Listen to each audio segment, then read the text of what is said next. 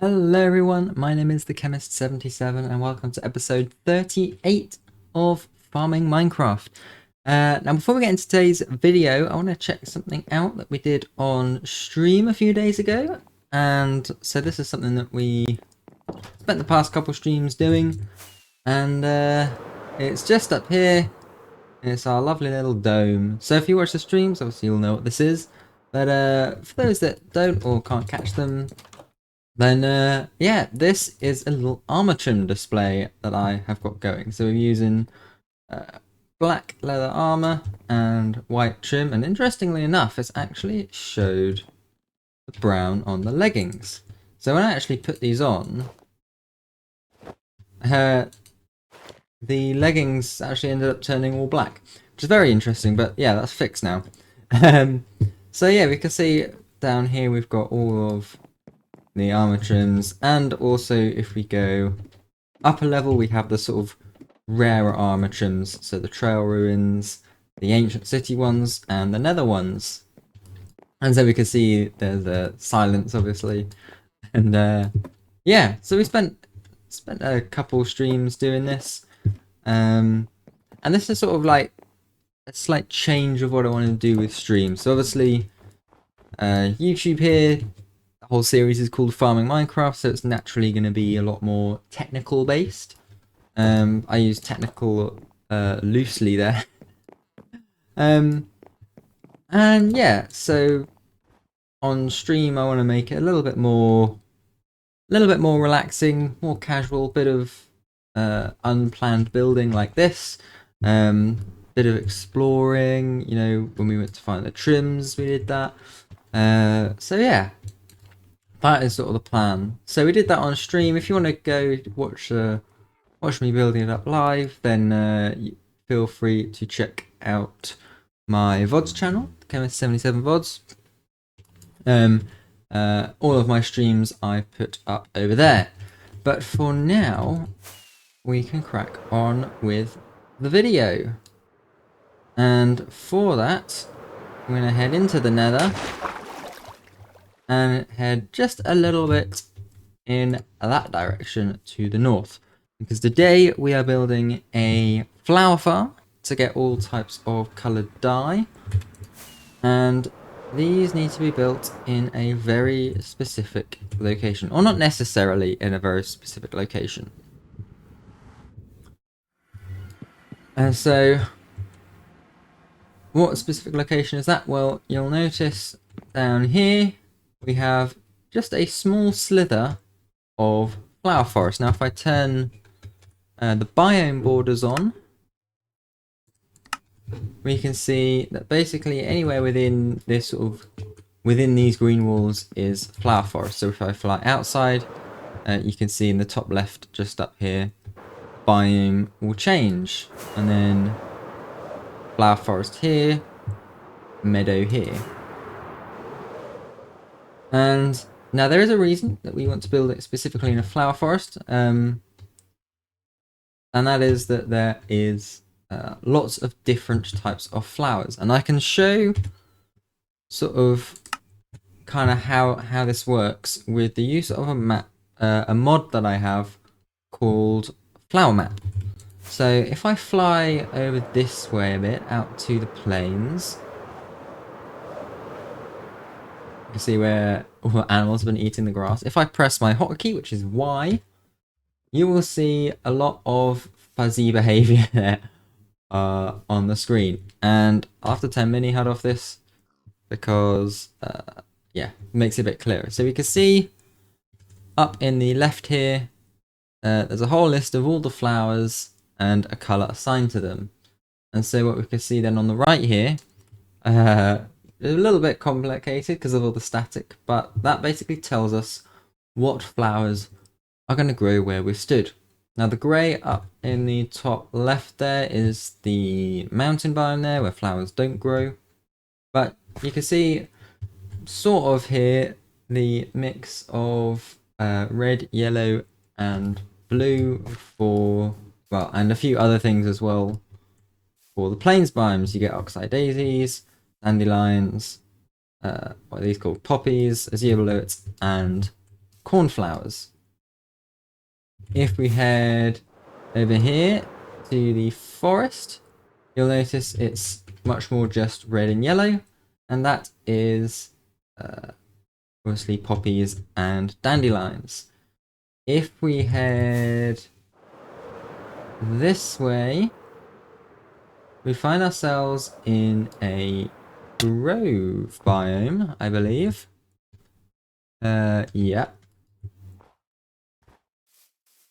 Wait, no, it's this biome here, isn't it? This is a meadow biome. And this is really the sort of thing that we want to look for. So meadow biomes here will grow oxeye daisies and dandelions just here. And that is, I don't think that's necessarily the case for all meadow biomes. I think they can also grow cornflowers. You can just see in the bottom left of the flower map there a little splodge of blue. I'm just going to sleep real quickly. Yeah, so you can just see if I come up a little bit, you can see in the bottom left there a little bit of blue just appearing and then disappearing. And that is actually something that changed in 1.18. Obviously, the meadow biome wasn't introduced until later. I believe it was 1.19. I can never remember when things were introduced with 1.18, 1.19. But yeah, so this whole Y level changes the flower map was actually changed in the 1.18 update when the 3D biome system was introduced. So again, if I turn our biome borders on and I turn mini HUD on, we can see that these walls aren't just vertical straight upwards, they have a sort of shape to them. And that's to accommodate things like the deep dark, dripstone caves, and the lush caves. And so if we make our way over to the flower forest, you will see a much prettier pattern. And here we go, you can see where cornflowers are growing in the meadow here. But yes, this is very important for where we are in the flower forest, because you can see there are lots of different colours there. So there are there's the white, which is just about where we're stood for Lily of the Valleys. You've got obviously the blue for cornflowers. There are, I think, oxeye daisies just here. You can sort of see my mouse there. You've got pink tulips, white tulips, orange tulips, red tulips, all the things there. And again, we can see the 3D biome system a lot easier in the flower forest, because if I slowly float down, you'll see the lily of the valley just disappears and the shapes change. And as you will see over here, you get some alliums slowly appearing. But I don't actually think we get alliums on the level we are. And again, yeah, you can see it. As I fly up, the whole map changes, and as I fly down again, it's really satisfying to watch. But yeah. So as I said, this was a change that was introduced in 1.18 with a 3D biome system.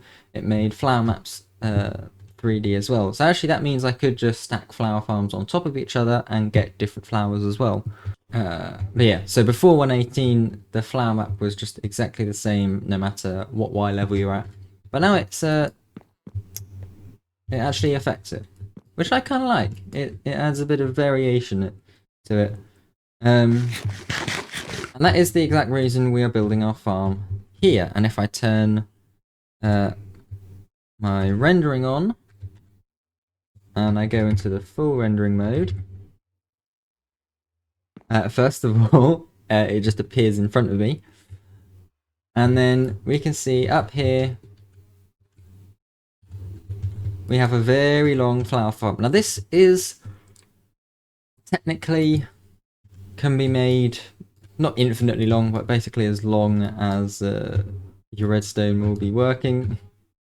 That is sort of how I want to make this, just so I could extend it into the flower map. Now unfortunately the flower map is player position, so free camming around it doesn't change. But basically what we should get is, I believe, orange and red tulips just at the end here, and then as we go back we'll get the oxeye daisies, the pink tulips, the white tulips, the cornflowers, and the lily of the valley. And that's kind of why I wanted to do it up here, was just so we could get lily of the valley, because it's the only flower that makes white dye. Obviously I have a wither skeleton farm that produces lots of bones, as well as the mob farm, and you can get white dye from that. But why not get it from flowers as well? It's somewhat easier because there's less crafting to do, because with bones you have to make it to bone meal and then make the bone meal into white dye. Whereas here you just take the flowers and convert it to white dye. It's literally just convenience. So I think I've explained it a bit. I'll show it working once we've built it up, because it's actually probably easier that way than trying to go through the schematic and show the redstone actually working, because it goes round in a cycle. So yeah, I guess without further ado, let's pop ourselves into a time lapse.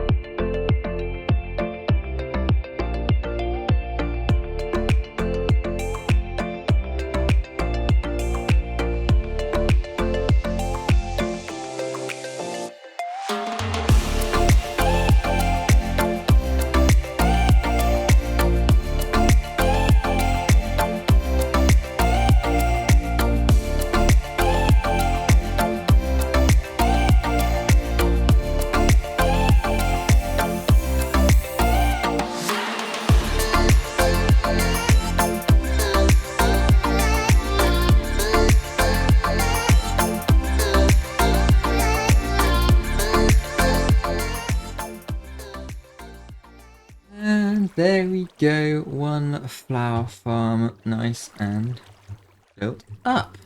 And so we can see it is quite long, and as I mentioned before, this can just be extended out for as long as you want, or if you wanted to make it shorter, then you can as well. If you did want to make it longer, you just have to watch the repeaters here.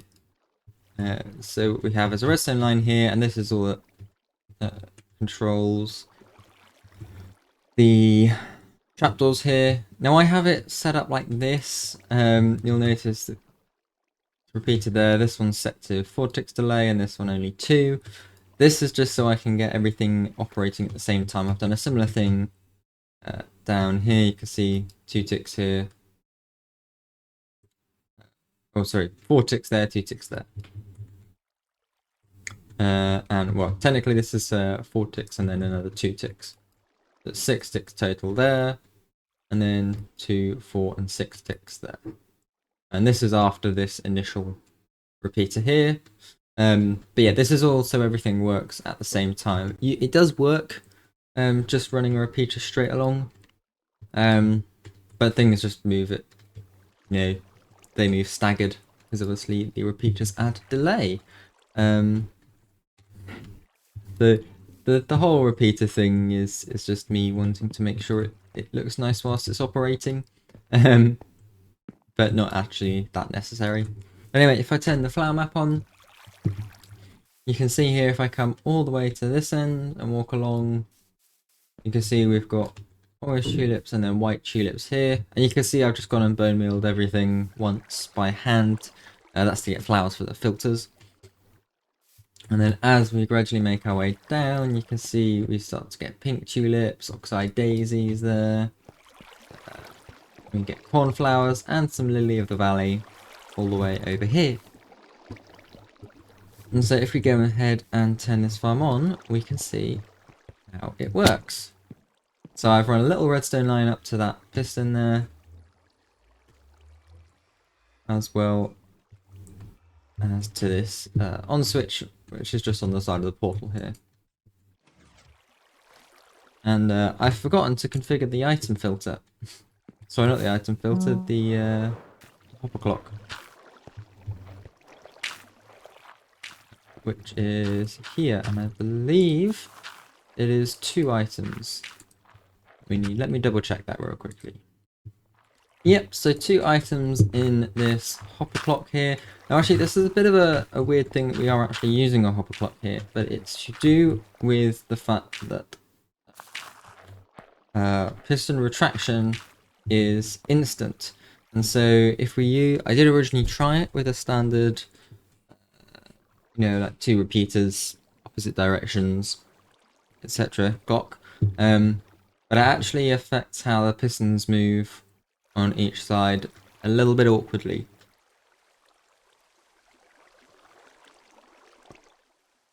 As it starts to rain. And so you'll see with this, because the sticky pistons retracting is instant and redstone lines are instant, these basically instantly swap between one another.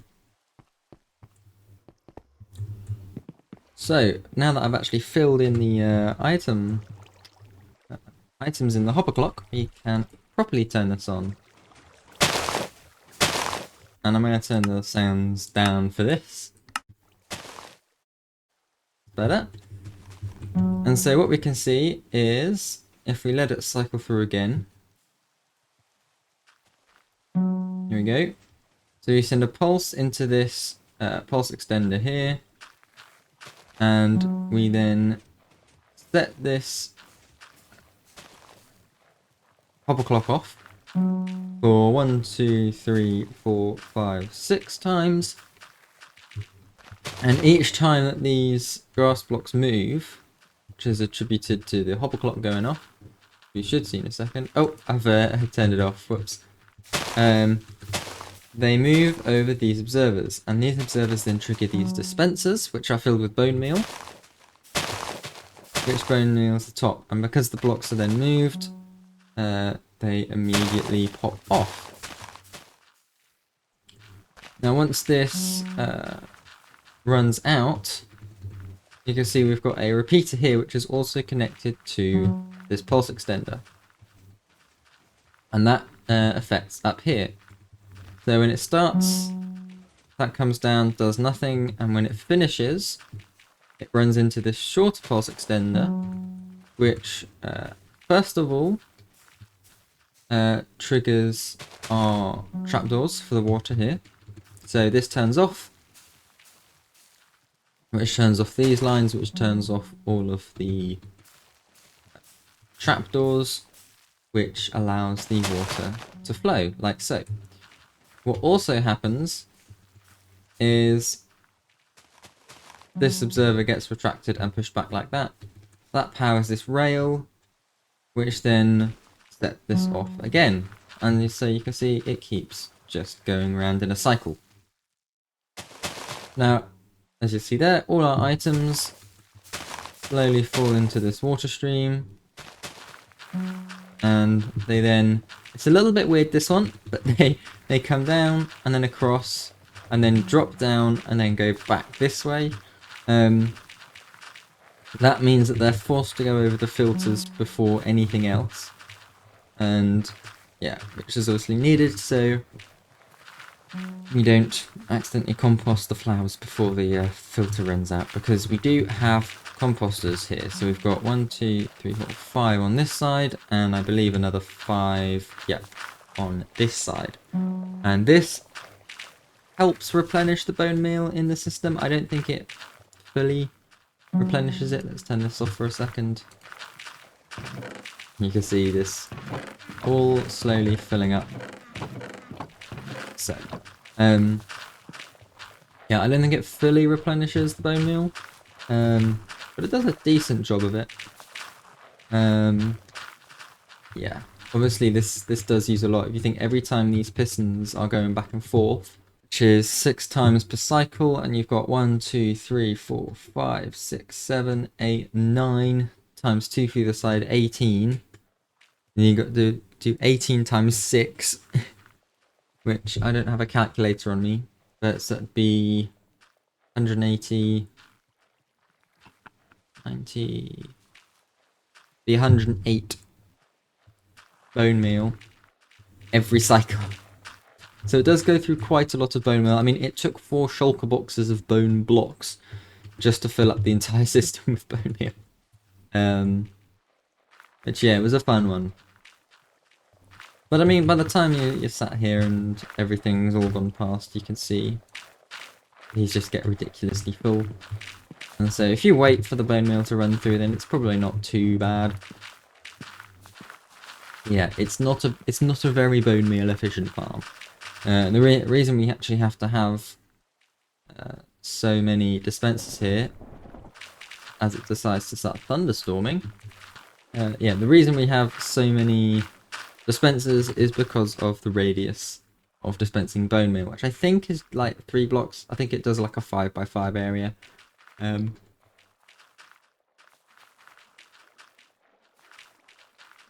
Which is just what we've got here. It's either 1, 2 here, 1, 2 there. I might have actually put this in the wrong place.